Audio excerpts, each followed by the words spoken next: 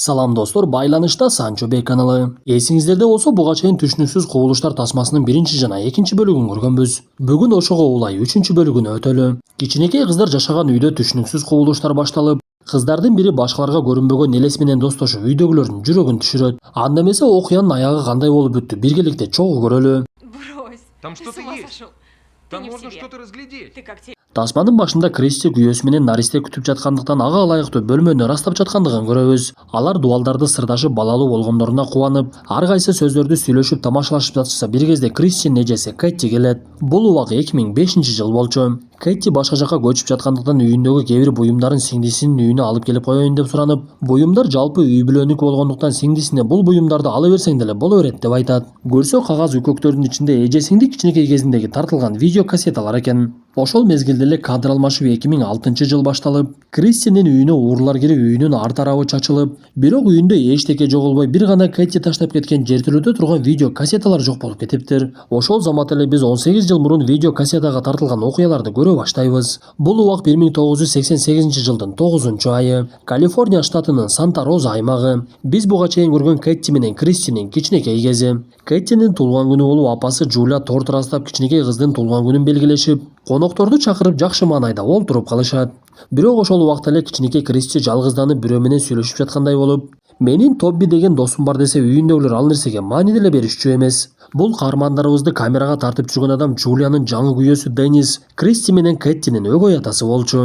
Ал тойлорду камерага тартып иштегендиктен үйдө болгон убактысында камерасын иштетип үйүндөгү окуяларды дагы тарта берчү. Ошондой күндөрдүн биринде Дени үйүндө иши менен алек болуп жатса, экинчи кабатта дүңкүлдөгөн үндөр угула баштайт. Анда каарманыбыз адаттагыдай эле камерасын көтөрүп алып үйдүн экинчи кабатына чыгып, үйдө андан башка эч ким жок болгондуктан дүңкүлдөгөн үндөр кайдан чыккандыгын такыр эле түшүнө албай коет. Бир мезгилде эле каармандарыбыз кыздары жаткан жайдагы кичинекей бөлмөнүн эшигинин ачылгандыгын байкайт. Анда Дени камерасын көтөрүп барып, бирок ал жактан деле эч кимди таппай, ошол учурда эле кичинекей Кристи анын жанына келип калыптыр. Анда бир аз убакытка чочуп кеткен Дени бирок бул окуяга көп деле маани берген жок.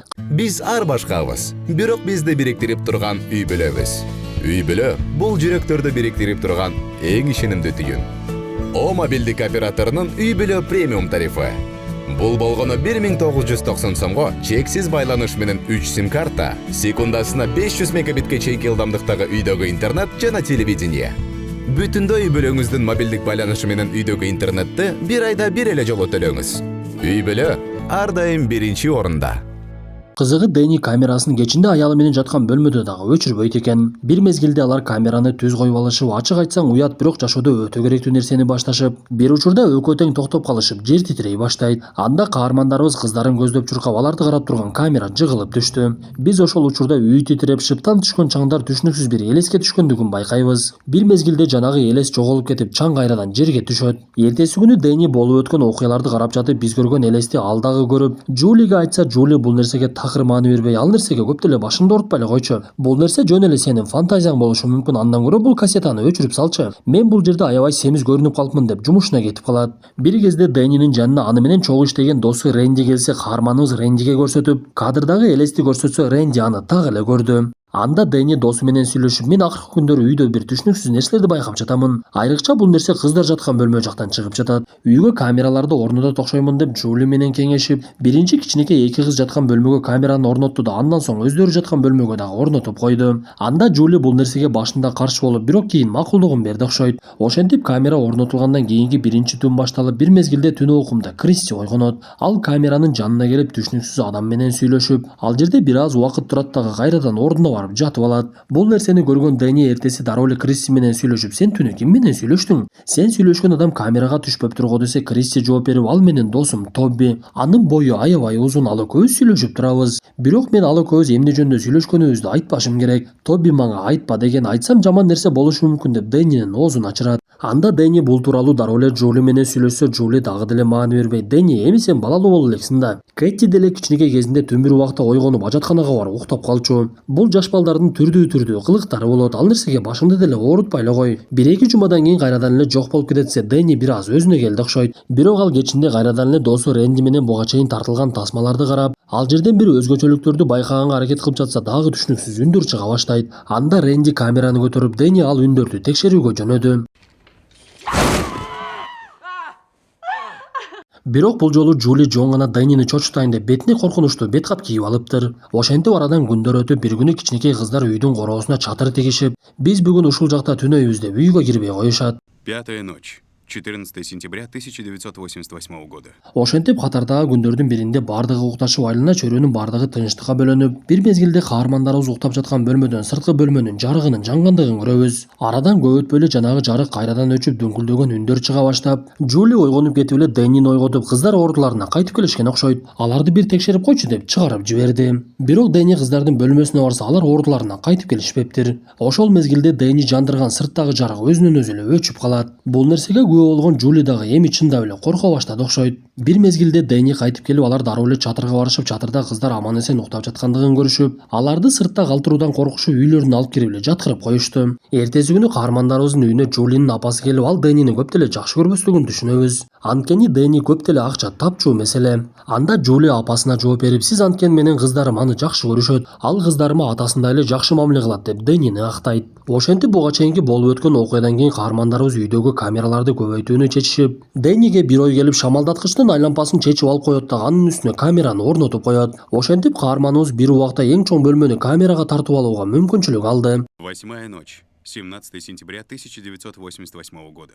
Ошентип түн кирип бул жолу үйдү 3 камера тарта баштайт. Каармандарыбыздын бөлмөсүндөгү камерадан биз сыртта бирөө чурка ойноп жүргөндүгүн көрөбүз. Бир мезгилде ашкананы караган камера көрүнө баштап көрсө, Кристи туруп алып ойноп жүргөн экен. Сыягы ал буга чейин айткандай өзүнүн досу Тоби менен жүрөт окшойт. Анткени Кристи ойногончу эле бирөө менен сүйлөшүп жаткандай болду. Бир кезде Кристи ордуна барып жатайын десе, Кэти дагы ойгонуп алыптыр. Анда Кэти Кристиге эмне кылып жүрөсүң десе, Кристи унчукпай эле ордуна келип жатып алат. Эртеси күнү болуп өткөн окуяны көргөн Жули кызына келип, сен мага досуң Тоби жөнүндө айтып берчи. Мага чындыкты айта берсең болот, мен сенин апаңмын го десе, Кристи жооп берип, сиз анын өзүнөн эле сурап албайсызбы? Ал сиздин жаныңызда турат го деп Жулинин жүрөгүн түшүрөт. Ошентип арадан күндөр өтүп, бул убакта Дэнни досу Рэнди менен атайын китептерди алышып, көзгө көрүнбөгөн жандыктар тууралуу маалыматтарды чогулта башташкан. Кечинде болсо каармандарыбыз укташып 10-чу түн келип калган болчу. Бир кезде Жули ойгонуп кетип, суусагандыктан ашканасына чыгып, суусун ичип идишин жууп жаткан мезгилде камерага чырактардын биринин кыймылдап жаткандыгы көрүнөт.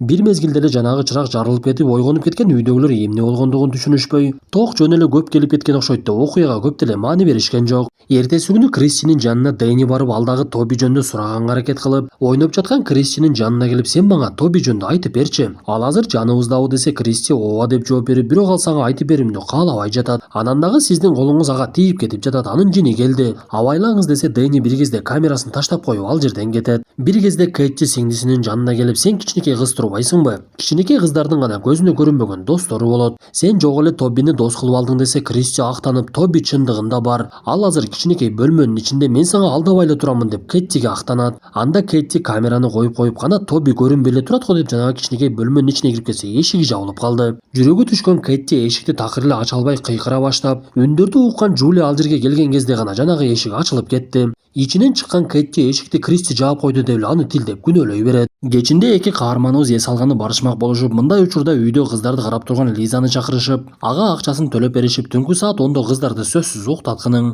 Биз 12лерде келип калабыз деп саркеч кийимдерин кийип алышып жөнөп кетишет. Анда Лиза менен жалгыз калган Кэти менен Кристи дагы аны жакшы таанышат болчу. Анткени каармандарыбыз көп эле учурда Лизага акчасын төлөп таштап кетишет экен. Лиза кечинде аларга ар кандай жомокторду айтып берип, шейшепти жамынып алып коркутуп, бир кезде экөөнүн тең уктай турган убактысы келгенде жарыкты өчүрүп ылдыйга түшүп кетти.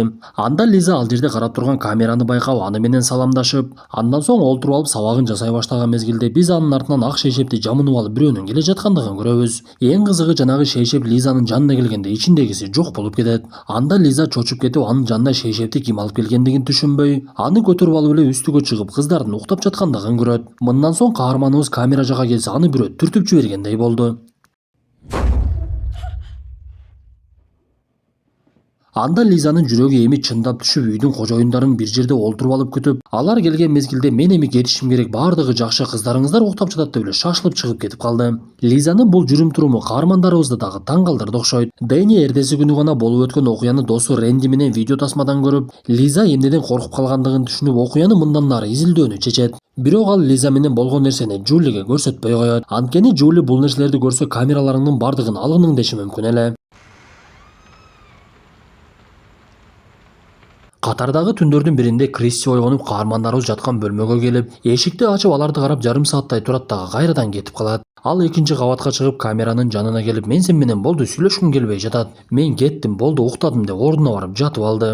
Эртеси күнү Дэни Кристи сүйлөшкөн жерге келип, ал жерден бир нерсе табууга аракет кылып, жанагы кичинекей бөлмөнүн ичинен түшүнүксүз белгинин чийилип тургандыгын көрөт. Бул убакта таң атып бардыгы ойгонгон кезде Кристинин ооруп калгандыгы билинди. Анда Дэни досу Рэндини чакырып Кэттини карап тур деп суранып, Дэни менен Жули Кристини ооруканага алып кетишет. Бул убакта Рэнди Кэти менен үйдө жалгыз калып, эми экөөбүз эмне оюн ойнойбуз? Кандай оюндарың бар десе, Кэти, мен жакында эле бир оюнду үйрөндүм. Ал оюн Кандуу Мэри деп аталат. Камераны алып мени менен жүрүңүз. Биз жарыкты өчүрөбүз дагы Кандуу Мэри деп 3 жолу кайталайбыз. Андан кийин жарыкты жандырсак бирөөбүздү Мэри келип өлтүрөт. Ушул оюнду ойноп көрөлүчү десе, Рэнди тамашалап, бул оюндун бир эле жолу ойнолчу оюн го. Эгер Мэри келип өлтүрүп койсо, ошол бойдон ойной албай калабыз деп Кэттини күлдүрөт. Кандай болбосун, алар ойноп баштап биринчи жолу жарыкты өчүрүп кайра жандырганда эч кандай өзгөчөлүк болгон жок. Анда Кэтти дагы бир жолу ойнойлучу деп жарыкты өчүрүп Кандуу Мэри деп кайталашып, бир мезгилде жарыкты жандырып Рэнди денесин бирөө аймагандыгын көрөт. Ничего. Закрой дверь! Закрой дверь! Ошол мезгилде эле сыртта бирөө жүргөндөй болуп, каармандарыбыз эшигин жаап алса, эшигин каккылап, Кэтти катуу коркуп калгандыктан Рэнди аны коргоого аракет кылып сыртка чыга баштайт. Ошол мезгилде дагы кубулуш болуп, Кэтти бул нерсенин бардыгы оюндан болду окшойт деп өзүн күнөөлөп, болду бул оюнду ойнобой эле коелучу деп Рэндиге коркуп жаткандыгын айтат. Кандай болбосун, окуя аягына чыгып бир мезгилде үйдүн кожоюндары келишип, Рэнди ал жердеги буюмдарын алып эле кетүүгө камданат. Анда Дэни эчтекени түшүнбөй эле, сен эмнеге качып жатасың? Кичине бир нерсе болсо эле коркуп калдыңбы десе, Рэнди Дэниге өзүнүн сунушун айтып, сен дагы бул жерден кеткиниң. Бул нерсенин эртең үй бүлөңө зыяны тийип калышы толук ыктымал. Мен аны кадимкидей жон терим менен сезе алдым. Ишенбесең тасманы карап көр, мен камерага тартып алдым. Андан көрө бул үйдөн көчүп кеткиниң деп шашылып эле кетип калды. Бул убакта болуп өткөн окуянын бардыгы Кандуу Мэри деген оюндун айынан болду деп ойлоп жүргөн Кэтти, Кристи менен ойноп жатып анын алдынан көрүнбөгөн нерсе тоскондугун байкайт. Андан соң Кэттинин чачынан жанагы жандык тарткылай баштады. Бул убакта Дэни Жулиге бул үйдө биз түшүнбөгөн нерселер болуп жатат деп түшүндүрүүгө аракет кылып жаткан болчу. Бирок Жули Дэнинин сөзүнө башын орутпай, анын сөздөрүн уккусу дагы келбей, болду эми оюнуң өтө узарып кетти, жаш балага окшоп камераларды дагы койдуң. Мындай кылыктарыңды токтот деп Дэнини урушуп, ошол мезгилде Кэтти келип чачы менен болгон окуяны айтса дагы ишенбей коет. 14-я ночь. 23 сентября 1988 года. Бир мезгилде түн кирип бардыгы уйкуга кетип, Дэни буга чейин тарткан тойду монтаждап жаткан. Бир мезгилде эле уктап жаткан Кэттинин төшөгү кыймылдап, Кэтти ошол малда ойгонуп кетип, айлана чөйрөдө кыймыл башталгандыктан коркуп кетип, Кристини ойготту. Анда Кристи эчтекеден коркпой эле, Тоби келген турбайбы деген сөзүн айтат. Бир маалда эле Кэттинин жуурканы учуп, анын бутунан бирөө сүйрөгөндөй болуп, Кэтти канчалык качууга аракет кылбасын болбой эле аны бутунан сүйрөй берет. Ошол мезгилде Кристи тура калып, Тоби, сен эмне кылып жатасың? Менин эжемди кой бергиниң. Макул, мен сенин сунушуңа макул болдум дегенде гана Кэтти боштондукка чыгат. Сыягы ал жерде жашаган Кристи Тоби деп атаган шайтандын өзүнчө бир максаты бар окшойт. Эң кызыгы, таң атып түнү болгон окуяларды Жулиге кыздар айтып берсе, Жули дагы деле ишенбей койду. Анда шайтандын жини келдиби айтор, бул көкмө Жулиге кантип жеткирсем деп ойлонуп, бир күнү ашканадагы буюмдардын бардыгын көтөрөт дагы жерге таштап жиберет.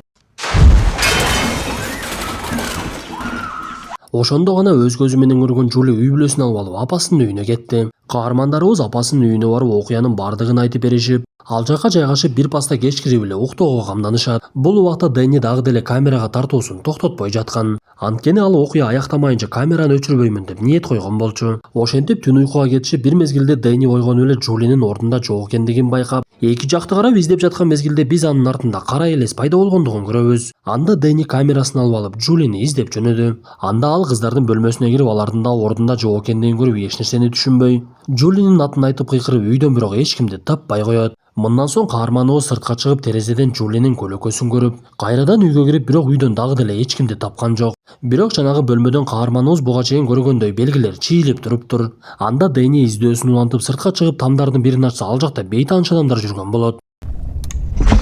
Твою мать!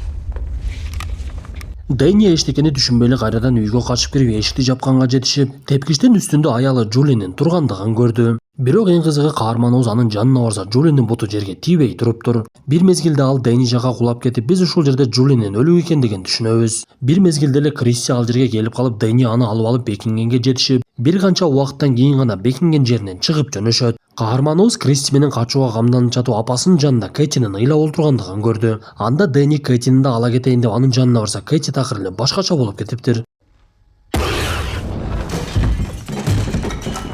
Бир мезгилде ал жерде Джулиянын апасы пайда болот дагы араң эле жөрмөлөп калган Дэнинин белин сындырып өлтүрүп салат. Анда Кристи «Жүрү Тоби, биз менен кеттик» деп Тобини чакырып, Джулиянын апасы эки небересинин колунан кармап баскыла эми даярдан ал деп өйдөгө алып чыгып кетти.